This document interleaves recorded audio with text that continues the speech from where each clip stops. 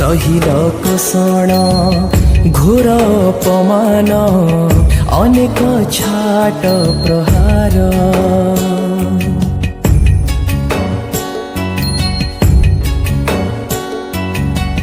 हेले से गणित दोषीक सहित बही कलुष अमर